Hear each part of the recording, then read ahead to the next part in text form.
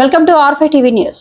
అల్లూరు జిల్లా అరకులోయలో AP tourism గోష్ఠిని నిర్వహించిన కాంగ్రెస్ పార్టీ విస్తృతస్థాయి సమావేశానికి ముఖ్య అతిథిగా పాల్గొన్న ఏపీసీసీ వైఎస్ షర్మిల అరకు నియోజకవర్గం కాంగ్రెస్ పార్టీ నాయకులు, పార్టీ కార్యకర్తలు దింసా నృత్యాలతో ఘన స్వాగతం పలికారు.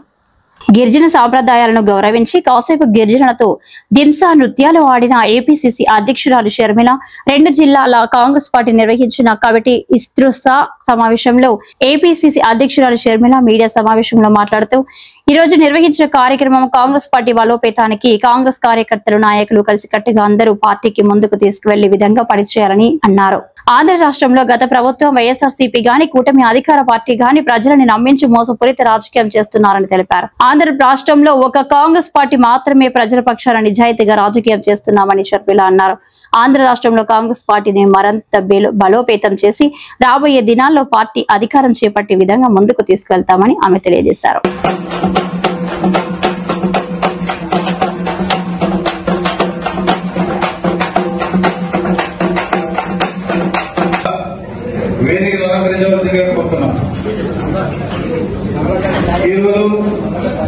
ఈరోజు మన గిరిజన ప్రాంతానికి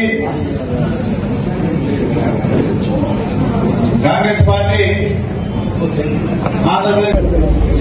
మొన్నటి వరకు జగన్మోహన్ రెడ్డి గారైనా, ఇప్పుడున్న తెలుగుదేశం చంద్రబాబు గారు, జనసేన అయినా అందరూ బీజేపీ పార్టీకి గులాంగిరి చేస్తున్న వాళ్ళు.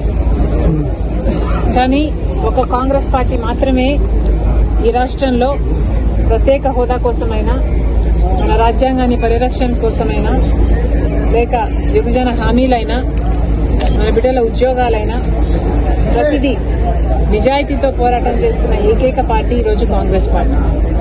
నిజం చెప్పాలంటే బీజేపీతో ఎదురీది నిలబడగల సత్తా ఉన్న ఏకైక పార్టీ కాంగ్రెస్ పార్టీ.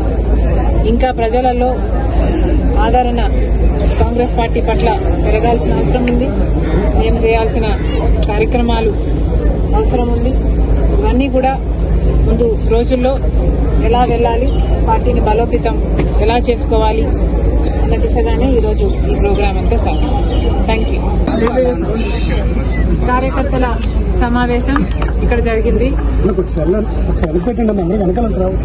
జిల్లాకు సంబంధించిన రెండు జిల్లాలకు, మానేం, అల్లూరి జిల్లాలకు సంబంధించిన నాయకులు, కార్యకర్తలు చాలా మంది వచ్చారు. ఒక రంపచోడవరంలో జరిగిందని వాళ్ళు రాలేకపోయారు. బట్ అదర్వైజ్ అందరూ కూడా వాళ్ళ అభిప్రాయాలను, వాళ్ళ సూచనలను ఇవ్వడం జరిగింది.